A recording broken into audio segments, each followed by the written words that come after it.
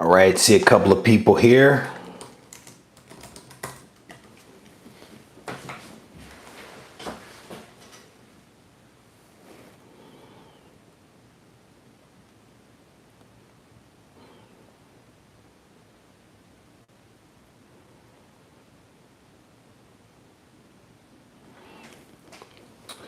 How you guys doing? Gorilla White Whale Comics. Hopefully you guys can hear me. Happy Saturday to everybody.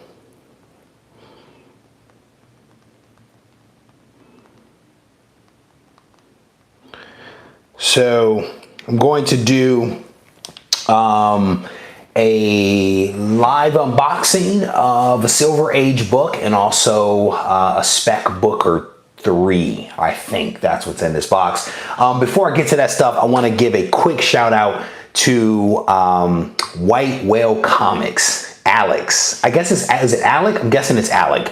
So White Whale Comics recently launched his YouTube channel. I think he has 2 or 3 videos. I can't recall.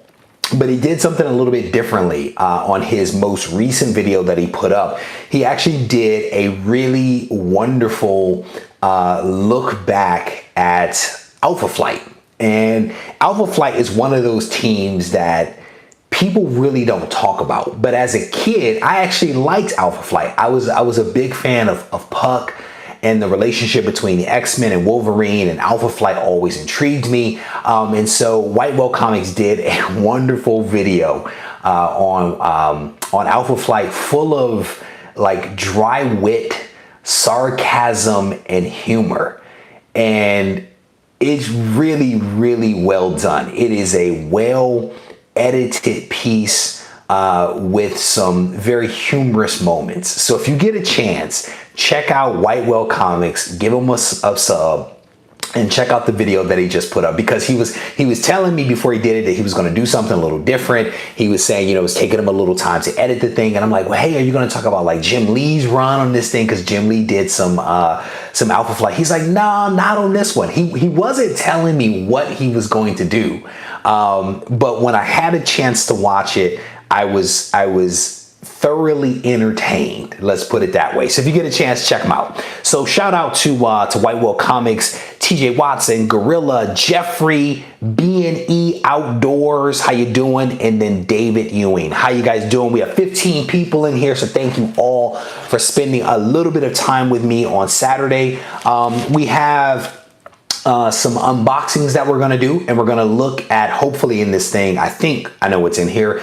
It'll either be a Silver Age book or it'll be a spec book, and I'll let you guys decide which one we open first, brown or white. I'm not sure why they always come in brown or white, right? It's always brown or white, but I'll let you guys pick brown or white. You tell me what you want to do, and that's what we're going to open up. So Comic Book New York is saying he loves Alpha Flight, where you want to definitely check out White Whale Comics' channel when you get a second. Hey, HME, thank you, brother, for swinging by. Enjoy the movie, but thank you for swinging by for a moment. So we've got Jeffrey, B&E Outdoors, and Gorilla all saying brown, so we are going to go with brown first. It is a thin brown package, but we are going to pop this thing open and see what you guys selected. So earlier today on my Instagram channel, I was asking people like their thoughts around, if you have an opportunity to buy a book that may go up in value, do you buy multiple copies of that book or do you buy a single copy?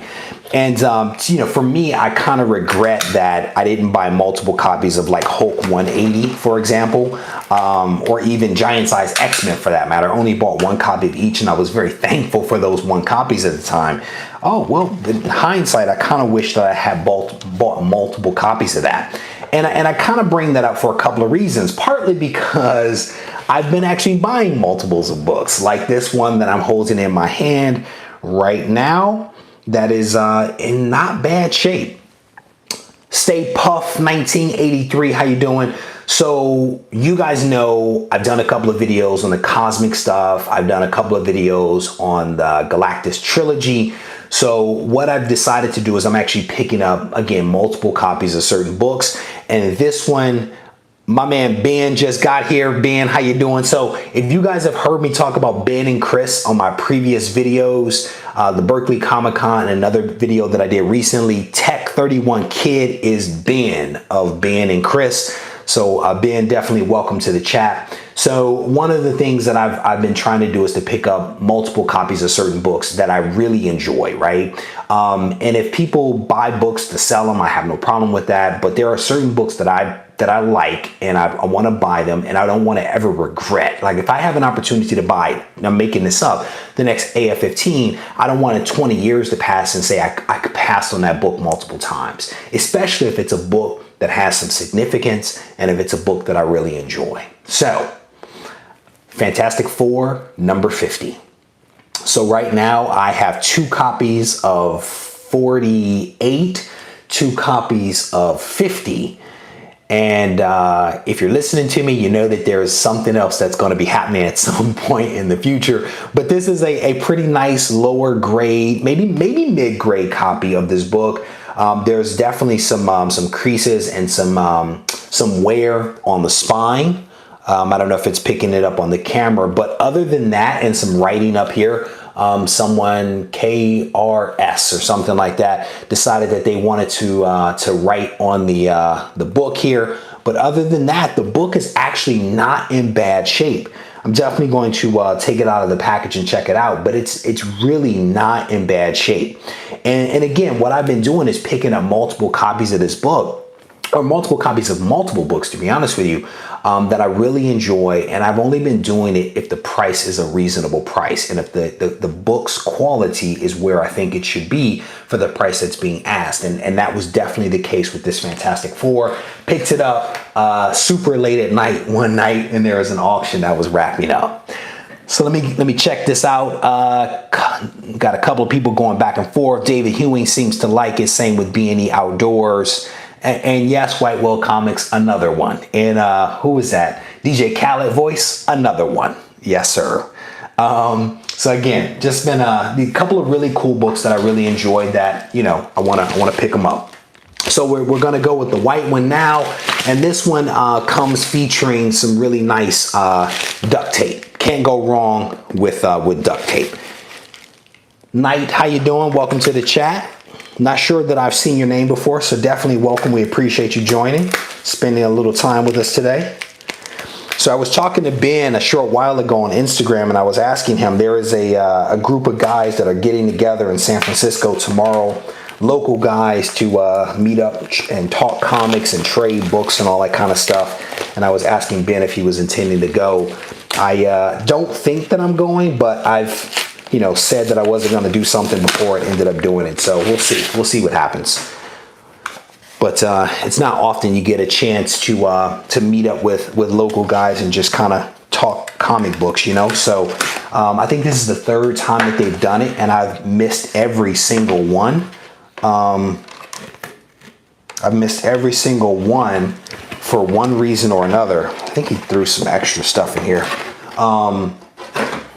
So a bundle of, what is this, like 5 or 6 books?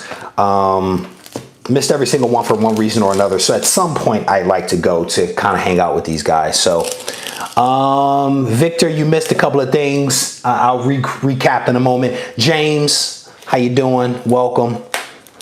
So we've got I think this is not packing tape. It's that old school painter's tape before they came out with the blue stuff, and it's ripping the bags open. Never a good thing to use. I mean, it's ripped every bag. Only thing worse than this might be peanuts. So a couple of things. I guess this guy threw a couple of things in for me, which is always nice. So I don't even know the significance of this. Maybe you guys can tell me. I'm not a big fan. Daredevil number 250. This was a freebie that the guy threw in there. So I'm not sure. I don't know anything about that. Maybe there's something significant. Maybe it's just a free book to have. You guys can tell me. There's a lot of you in here that know stuff a lot better than I. He threw in a couple of other books here. Punisher Warzone number 7. Pretty sure that there's no significance to that one. I think I have number 1 somewhere around here with that die cut. I guess the only good thing about this one is that it was drawn by John Romita Jr. Miss Hustle, welcome to the chat. The last one here on the stack is Avengers 316. The Avengers versus the Hordes of Nebula for the life of Star Fox. And the tape is really stuck to this one. So here's another one. What did I say? Avengers 316. I have probably a whole box and a half of Avengers books. So yeah, nothing special exactly. That's what I figured with that Daredevil 250. So pretty sure this is just stuff he had sitting somewhere that he kind of chucked in a box. I had a guy like that I was buying stuff from, and he threw a couple of things in a box, and I don't think he realized what he was giving away, but he gave away a couple of keys, which I was very thankful for. So I guess it pays to buy from people multiple times, you know, because occasionally they will hook you up with some good stuff. So I recently did a video where I was talking about some speculation books from my childhood that, you know, who knows, there could be something special that happens with it. And one of those books that I was kind of making fun of that then turns out to be an expensive book was Dark Hawk #1 with his pink amulet that you know, he wore on his chest. So I actually showed you guys in that video a Dark Hawk #1 that I actually had. I decided to kind of put my money where my mouth was with that book, and reached out to a guy that was selling these on Instagram, and picked up not one, not two, but 3 copies of Dark Hawk. So nothing special here, except the fact that Dark Hawk #1 9.8 goes for about 300. I think it's about 300 bucks. So I picked up 3 copies. One of them has a bad rap. One of them has a scuff mark. And then one of them has a few spine ticks, like 2 spine ticks. So nothing near mint here, but a couple of books. So, and I only paid a couple of bucks for them. So if it doesn't work out, so be it. All right, so let's get caught up here. So Daredevil 250 is the first appearance of the Bullet, and the Bullet is Miss Hustle, how you doing?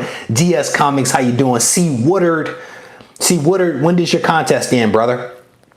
Punisher Warzone 7 is the first appearance of Lynn Michaels. I'm not sure who Lynn Michaels is. Please tell me. All right, so I'm all caught up there. So what I was talking about is, if you guys saw on my Instagram earlier today, I was talking about, you know, do you buy multiple copies of books, especially if those books have some significance or some importance or whatever it happens to be? And I personally kind of kicked myself just a little bit because I didn't buy multiple copies of Hulk 180, for example, right? I have 2 copies of 181, but I only have 1 copy of 180, and I want to say it's like a 7 or something like that. And then I also only have 1 copy of Giant Size X-Men. And these are 2 books that, in my opinion, are pretty important, right? Giant Size X-Men is the reintroduction of the X-Men team. It changed the franchise, in my opinion, forever. I'm actually working on a video about that. But Giant Size X-Men is huge, right? And then Hulk 180 is also an important book because it's the first time that we actually see Wolverine, right? Which is really, really cool. It's the last panel, whatever it happens to be. It's still an important book. And I only picked up 1 copy of those books. And so the prices are a little crazy, or getting crazy, for both of those, to the point where I'm not sure that I would want to pick up another. Now, with that said, I'm always kind of on the lookout. If I find one that's in good shape at a fair price, then maybe I'll pick it up. And so I've been doing that a little more as of late. One of the things that I've been trying to do, honestly, is buying 1 graded book and then 1 raw book. I did that with Fantastic Four 48, right? I have a graded book behind me on the wall, and then I have a raw book in the boxes. And so I've been kind of doing that. And I've been, with those particular books, like 48, 49, 50, going a little mid-grade to low-grade because of some things that I've seen on YouTube from some really smart people like Ray, RB3. And so what I decided to do is I actually picked up this book. This is Fantastic Four #50. I actually now have 2 copies of this book. This book is actually in pretty solid shape. I should have pulled out my other copy, and maybe I will. Maybe I'll grab it. But this one has a little bit of wear on the spine. could definitely benefit from a little love, but it's otherwise in decent shape. I mean, you've got a little wear down the spine, and then you have some writing up here in the corner, but it is complete. The staples are firmly attached. And outside of what you see up here in the corner, someone with the initials KRS, the book has no other writing on it, and it's in pretty solid shape. So, you know, very happy to have this one in the collection. I'll be putting it in a My Light very soon, but it's a very cool book to have. So I'm seeing Punisher Warzone is pretty good. Yeah, I have the #1 somewhere around here with the die cut, and then the guy just gave me, I guess it was #7. Yeah. So C. Woodard's contest ends on September 23rd. So if you haven't entered his contest, I definitely encourage you to swing by and check him out. Victor's making the comment here that that a lot of the keys are skyrocketing. And that was one of the things that I was actually talking with Ben about. Tech 31 kid that's in the room, I think still, was we were having a conversation around keys. And, you know, he's one of those guys that I think has been in comics like continuously over the course of his lifetime. Unlike me, for example, who I was in comics, I was out of comics, I was in, then I was out, now I'm back in, right? And over time, things have changed. And so when you're not paying attention to something, then you tend not to see the patterns. And kind of what Ben was saying to me earlier today is that there are patterns to this, like many other things, right? It's a cyclical process. And so he was saying that, you know, you see these patterns evolve over time where something gets hot and then it cools off. And then, you know, or I'm sorry, when it's hot, people are scrambling to pick it up. Then it cools off, and then there's this regression where prices kind of correct themselves or slip backwards, and then it comes back around again.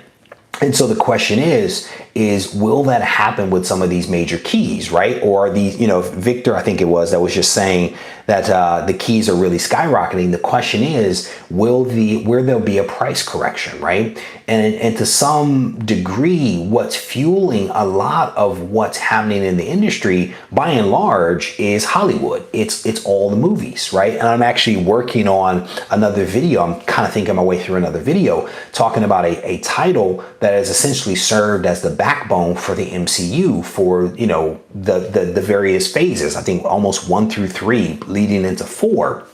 It served as the backbone. And so Hollywood, they're saying that they have, you know, before James Gunn was fired, I think he said they have like another 10 years worth or so of movies that they've already kind of planned and thought about. And so as long as Hollywood is continuing to make money off of these movies, the speculation will continue. And if the speculation continues, then what happens with prices? I don't know, you know, and several people have come to me and said, you know, the price of this book is X. What do you think is going to happen? Do you think I should buy the book now? Do you think I should wait for it?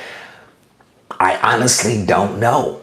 You know, you could say that about any Spider-Man book, Fantastic Four, any X-Men book. What do you think is going to happen? Who knows? Who knows? Miss Hustle likes the cover of 50. I would agree because it is wonderful. What is this? Gorilla. I promise my wife asked me, trying to make the so my man Gorilla, who is in the room right now, actually bought a book for me. He bought a book, and then I gave him a book, and then the book that I gave him bad information, so I kind of owe him a little bit. But I wanted to make sure that this book that he was buying from me was protected, and so I wrapped it in a ton of bubble wrap. I have a big spool of, you know, it's like this big of bubble wrap, and I wrapped the heck out of that thing, and then I stuffed extra stuff in there, and then I dropped it in the mail to him. So he's been teasing me for hours about how much bubble wrap. It could have been worse, brother. I could have put peanuts in there. Okay, so consider yourself lucky that it wasn't peanuts. C. Woodard, you are very welcome. Victor is asking the question of when this stuff will all cap. Brother, I don't know. I mean, as long as there's speculation about what's going to happen, who knows, right? Like, we probably won't even see a Fantastic Four X-Men movie until at least 2019, 2020, right? And so will prices come down before that? Who knows, right? As long as there is the anticipation of something happening in the future, that potentially will keep prices floating. As long as images of Logan and these guys continue to kind of float out there, knowing that they're going to be in the next, you know, Avengers movie, which isn't coming until what, 2019, I don't know if the speculation will die down, and if speculation doesn't die down, then I don't know that prices will, you know? So I honestly don't know. Stay Puff, welcome back. Tech31 is talking about my wall. Thank you, brother. I appreciate it. I think someone reached out to me and asked if the wall was in some kind of order. And I'm like, no, it's just the order of how they went up on the wall. I still need to do the front wall. I've been a little lazy with that, but at some point I'm going to get back in it. I did, however, hang my whiteboard over here to the left of me. And on the whiteboard, what I try to do is to keep track of different story ideas that come up from you guys or that I sit here and pontificate about. And then I also keep a running list of various books that I want to purchase because, you know, people put them in apps and stuff like that. I like to see my stuff. And so I tend to put it up on a whiteboard or something like that where I can actually look at it. So JD is basically saying, I guess there was some correction with Fantastic Four 45. Yeah, I mean, remind me the significance of 45 real quick, JD. So first Groot. Oh, I'm way behind on the chat. All right. So Daniel, the mounts are pretty sturdy. I filmed several videos on that where I talk about the different mounts and the features and functionality and the learnings that I have for it, for the mounts. So you may want to take a look at that. I think there's like 3 or 4 videos that I put together on that. JD, you are correct. It has been a price correction with the Inhumans, but the question is, did that price correction happen because the Inhumans TV show was horrible? Right? That TV show, I watched it, right? Because I like the Inhumans. I actually have the Royals and the Inhumans and Inhumans #1 and blah, blah, blah, blah, blah. But people were disappointed with the way that the Inhumans were actually done, and then the TV show got canceled. So yeah, there's been a huge correction on that. There's even been a correction on the first appearance of the Black Panther, right? There has been some cooling there, but I don't know that prices have dropped, right? Because there's still Black Panther 2 that's coming. So I don't know that it's completely corrected itself.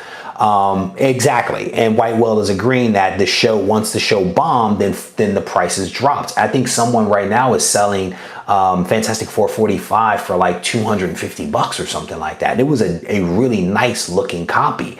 And that's the thing. So JD is kind of making the point here that sometimes when the first trailer or first show is seen, that's when prices kind of adjust.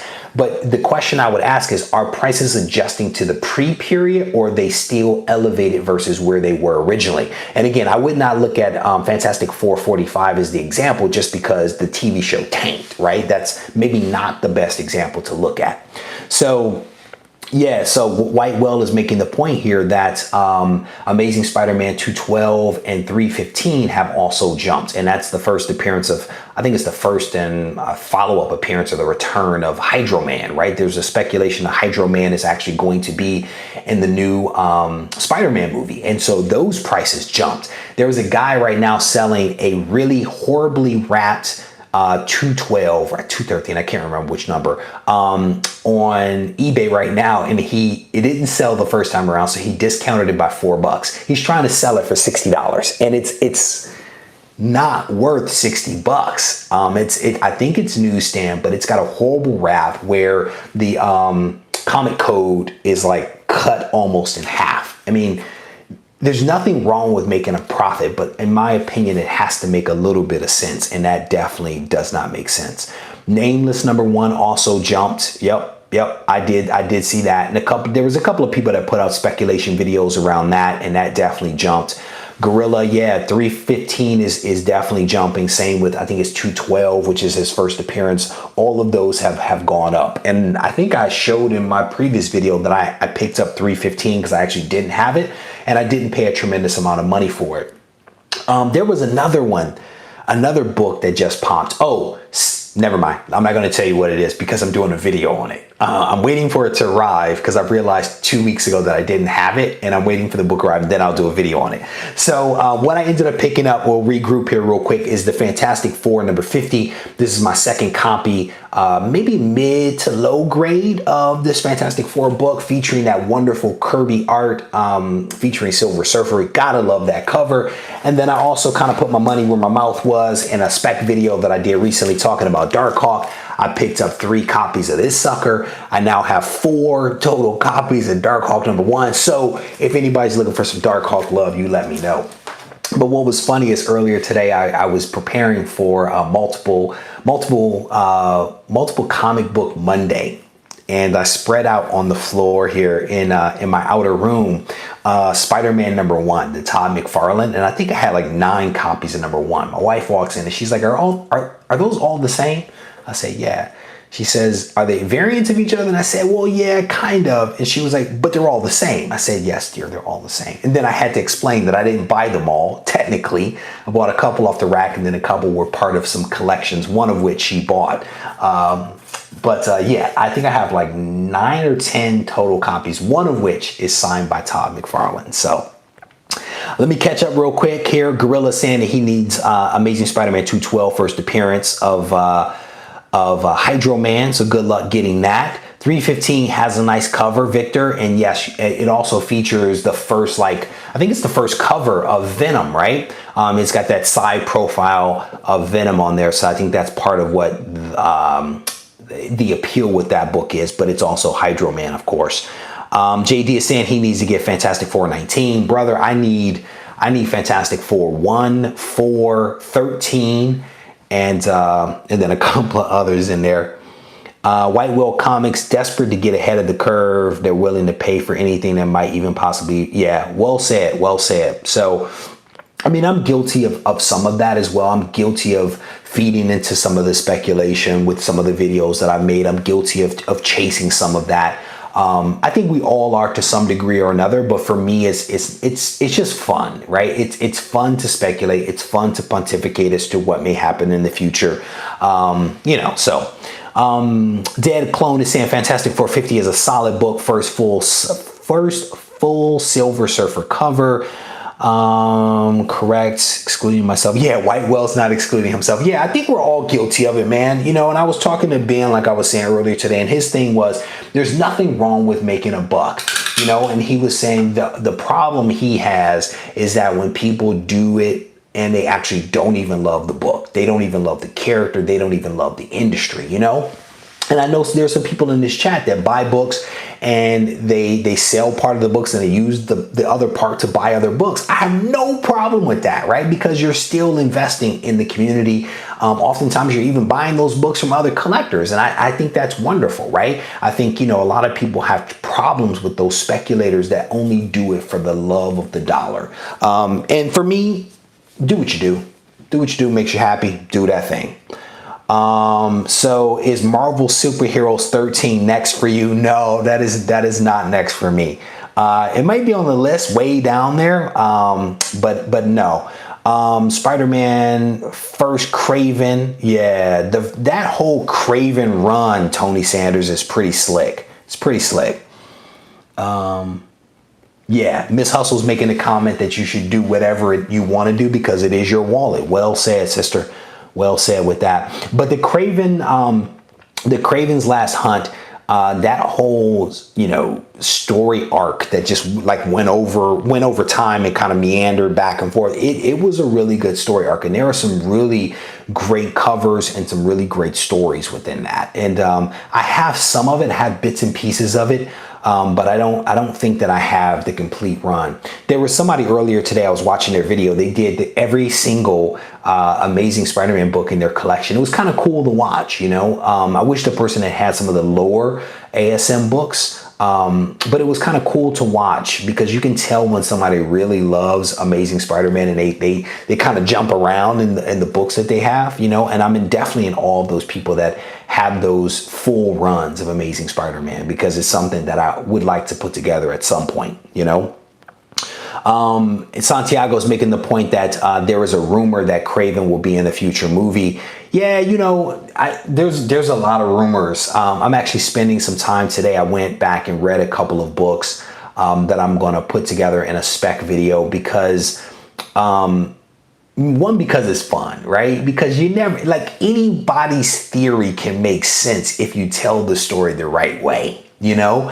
You could say it about Craven or about Electro or about just about any character. You could tell a story as to why that character could potentially show up in a movie. And the reason for it is because you have such a rich history of the MCU, right? The MCU is fertile grounds for storytelling, whether you're talking about the story or the retcon or the reinterpretation or the original versus the, you know what I'm saying?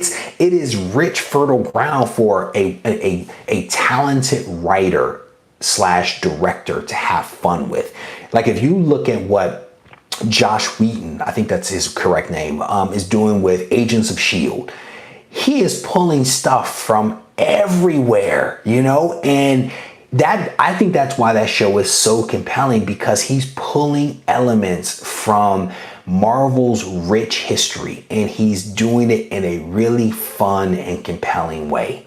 And again, I just think it goes to the fact that you have this long history of wonderful storytellers that someone could leverage if they're smart enough to weave the story. So is it Craven? Is it Omega Red? Who the heck knows? It could be, pick a person, it's that person, you know?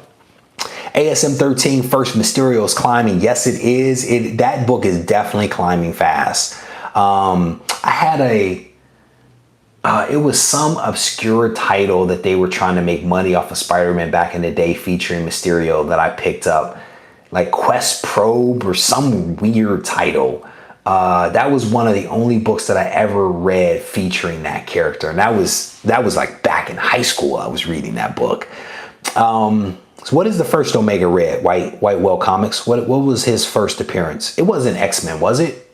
The JD is talking about he has to enter C. Woodard's contest. Brother, you have plenty of time. I think you have like a little bit less than a month to enter that contest. So you definitely have plenty of time. Dragon Dew, welcome to the chat, brother. Welcome. Tony Sanders, I'm telling you, if you are not watching Agents of S.H.I.E.L.D., you are missing out. It is really, really good. So Omega Red's first appearance was in that X-Men, because I have a couple of copies of that. I remember that wonderful front cover, right, where you can see the coils, and I think it's Wolverine directly in front of him. Wasn't he in the second Iron Man movie? Was that him in the second Iron Man movie? Because it's interesting that they would take such a young character, right, and actually put him in a movie so early. So somebody's saying it was Gambit and Wolverine. Yeah. So I think, as you guys know, I'm a big Jim Lee fan. So I actually have a lot of that X-Men series. And in fact, I'm doing a story. I'm doing a video on the X-Men, and I pulled out the 4 covers from Jim Lee's #1 and kind of spread it out on my desk and actually took a picture of it for Instagram. But I am a big fan of that series, and I think he is actually going to be at Torpedo Comics later this year. I'm hoping to get a couple of signatures from him. I would love to fly down and actually meet him, because I think Jim Lee is a cool guy. I've talked about that before. And Comic Book Ninja, yes, brother, I am still trying to get Fantastic Four #1. I still want that book at some point. I actually took some time last night and read Hulk #1. I had never read Hulk #1. And I was talking to somebody else about this, that, you know, my thing was I didn't want to read the book until I was about to buy the book, because I didn't want to ruin it.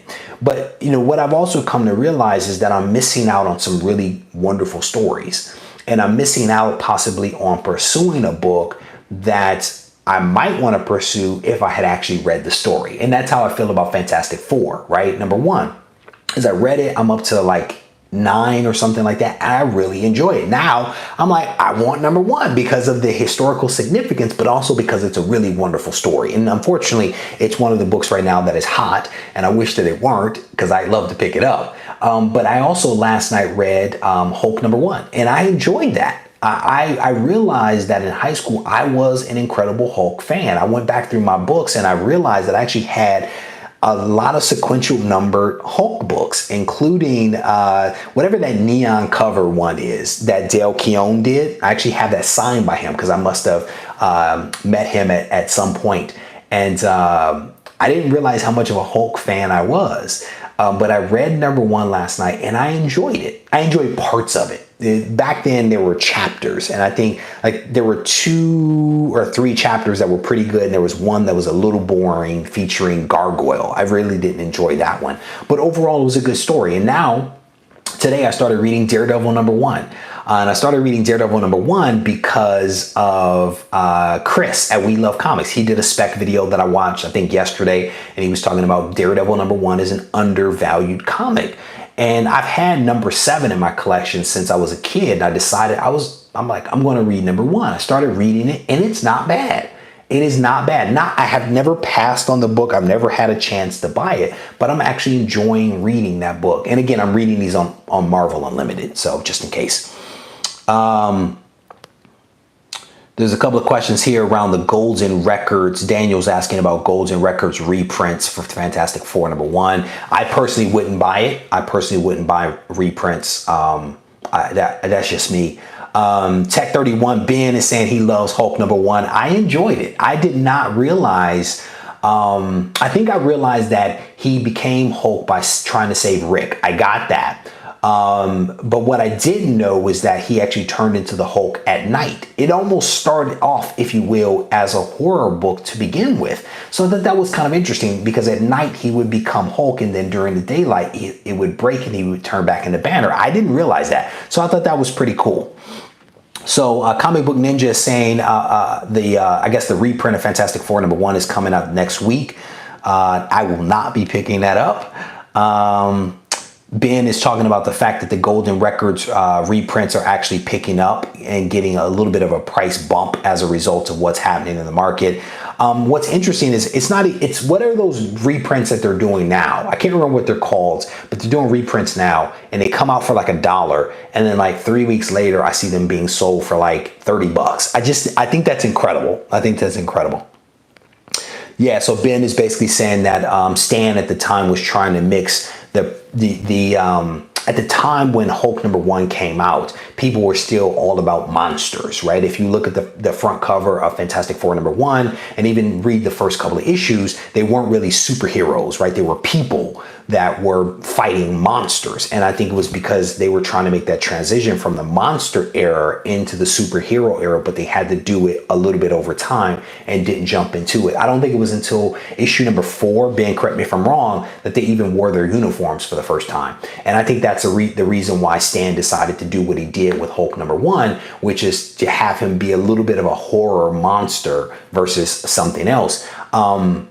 But what I got a kick out of the fact that if you read those early Fantastic Four number 1 books, they actually tease Hulk number 1, which I think is kind of cool. And then if you read Daredevil number 1, that book harkens back to Spider-Man number 1, and even Fantastic Four, and it's like, you remember this cool book that you read, that you learned, that you may love, that if you were lucky enough you picked it up. Well, Daredevil is just like Spider-Man. So I got a kick out of reading that, just the salesmanship of it back in the day. I thought that was kind of cool to leverage what people had come to really like to get them interested in another character. And that continues to this day. In fact, I was telling Ben that, that's part of the reason why I watched or read so many different books back in the day, was because they would put Spider-Man in there, right? If you look at Darkhawk, I think it was like Darkhawk number 3. I remember very clearly Spider-Man being on the cover of Darkhawk number 3. And I think I picked up number 3, went back and got number 2 because it was still on the rack, and was not able to get number 1 until now as an adult. So Tony Sanders is talking about he wants Fantastic Four number 3. Yeah, man, I think a lot of people want those books, to be honest with you. Fantastic Four number 12, Hulk's appearance. Yeah, that was actually I think I read that book. That was the one where he had to attack them. And I think they were fighting underground or something like that. And there was the robot or something. I think I read that one as well. Wow, long time to wait to get number 1. Brother, yes, long time indeed to get Darkhawk number 1. Part of it was I thought that I had it and I didn't. I thought it was in a box with Sleepwalker number 1 and Deathlock number 1 and some of these other number 1s, and it wasn't. I had 2 through 21 or 22 of Darkhawk, but not the number 1. So now I have 4 because I'm making up for time. So Fantastic Ben is basically saying Fantastic Four number 1 through 13 are great. Number 12, I'm sorry, favorite 12 cents. Sorry. Yeah, those I'm in the middle of reading all those right now, and I'm definitely enjoying those books. I would love to own those books. Maybe at some point when if some wonderful things happen to me.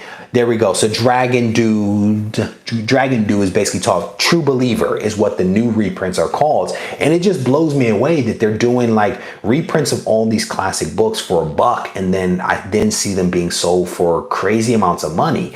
And it's to me, it's no different than Golden Records. What were people's thoughts around Golden Records? I'm curious because I personally wouldn't buy one. I want the original. I don't want the reprint. So I'm just curious what people think about those. Tony Sanders, you got a package today. Do I know what's in that package? Do I know what's in that one? All right, so let's do a quick recap, sorry, and then I'm going to get myself out of here. So Dad Clone is saying Golden Records is a good buy if you can actually get it cheap. Comics Misexplained is basically saying he had to get the first Punisher appearance as True Believer. Yeah, no, I respect it. I struggle with that one. I really do. And I'm certainly, you know, my thing is I don't sit in judgment of anybody, right, for what they do and how they spend their hard-earned money. So please never take it that way, you know. That free Amazing Spider-Man #1 companion that came out was selling for $10. It was free. Exactly. Tony Sanders, thank you for stopping by, brother. Have a good one. I'm going to recap for everybody that maybe joined a little bit late. Picked up this little gorgeous one, Fantastic Four #50. Huge fan of this this story arc, 48, 49, 50. I have 2 copies of just about everything except for 49. Hoping to get that one at some point in the future.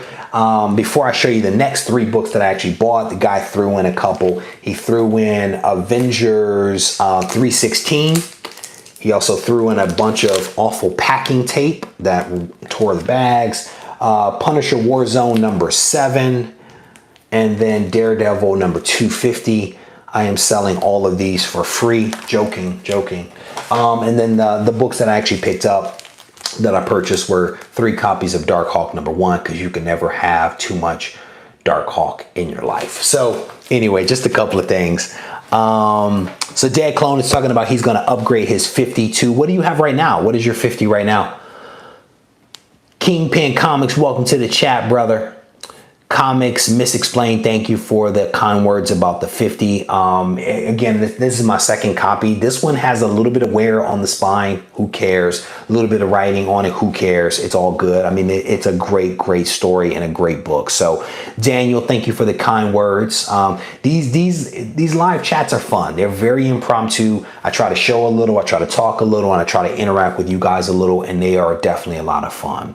So Ben is saying here that the Golden Records reprints will be better if the copyrights allow for the same cover details. For example, Fantastic Four #1 cover shows the pedestrians on the sidewalk in different poses and misses the 10-cent bubble. Got it. And TJ Watson is saying the only reprints he would buy is if they had the original cover, which is basically the same comment that Ben is making here. So, yeah, I don't know. I mean, I think, again, if you want to do it, I say go for it if that makes you happy. Again, I'm definitely not in judgment. You know, the thing is, and I've said this in a lot of videos, no one should ever tell anyone else how they should collect, right? If someone asks me my opinion, I'll give you my opinion. But my thing is not to impose my judgment on anyone. That's just not my place, right? This should be fun. Comics is fun, man. So Comics Misexplained says he loves the live streams. Thank you, brother. I appreciate that. So I don't know what the next mystery is. I didn't know what the last one was until it came to me.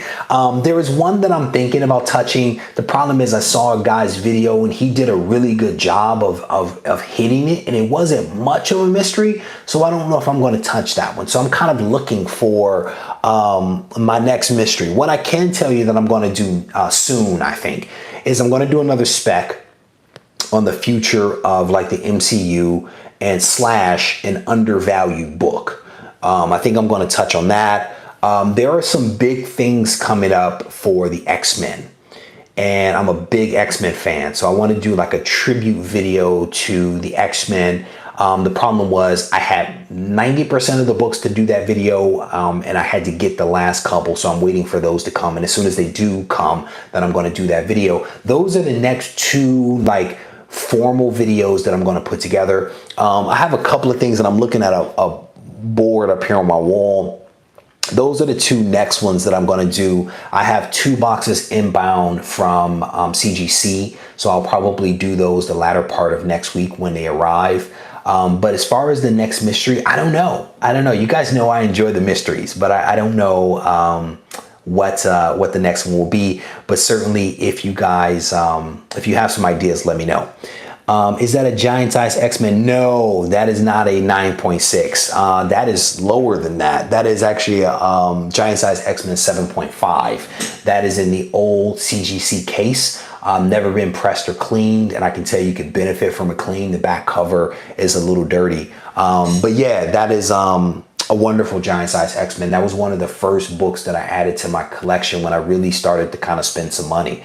So, looking back here at the wall, I'll break it down for you guys. We have New Mutants, first appearance of Deadpool, Hulk 181, 8.5, triple signed Amazing Spider-Man number 300, Todd McFarlane and Stan Lee, and then I think the inker.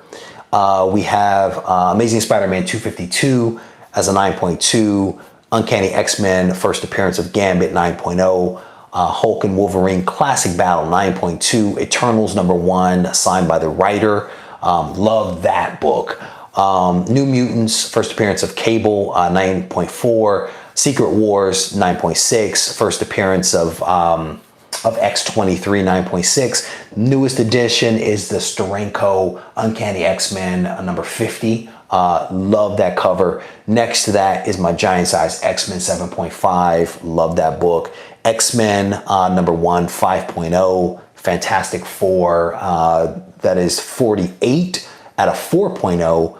Amazing Spider-Man, first appearance of Frank Castle, never been cleaned or pressed. 2 small rips, 2 tiny rips in the lower left-hand corner. CBCS 6.5. And then the last one is a signature series, Stan Lee, Amazing Spider-Man 50 at a 7.0. It was originally a 7.5, but somewhere along the way, I lost half a grade, and I absolutely don't care. That last book was one that I actually had an opportunity to stand across the table from Stan Lee, watch him sign my book, and it was a special moment for me, right? It's not every day that you get a chance to share a little air with a guy that you grew up reading his work. And I remember I used to love his sarcastic interjections in the story, you know, where it was signed by Stan the Man. I absolutely love some Stan Lee. And so that was cool to be able to pick that book up. So, all right, get caught up here real quick. Love the Uncanny X-Men number cover. Thank you, thank you.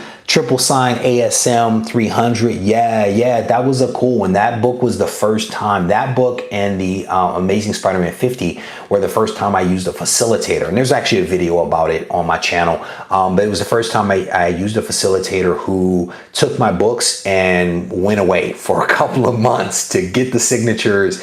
Then she got them submitted, and then they came back to me. And during that time, I actually moved. So I was kind of freaking out a little bit, hoping that the books would find me. But they did indeed find me. So super pumped about that one. I actually used Sharon out of Desert Wind out in Vegas. Highly recommend her. She is super nice lady. I was like the first person in line when it was time to get Stan's signature, and she sold me on this idea of letting her take my books.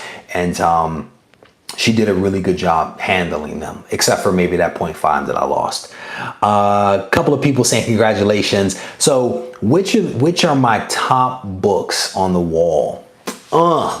So my top books would have to be, that's really tough.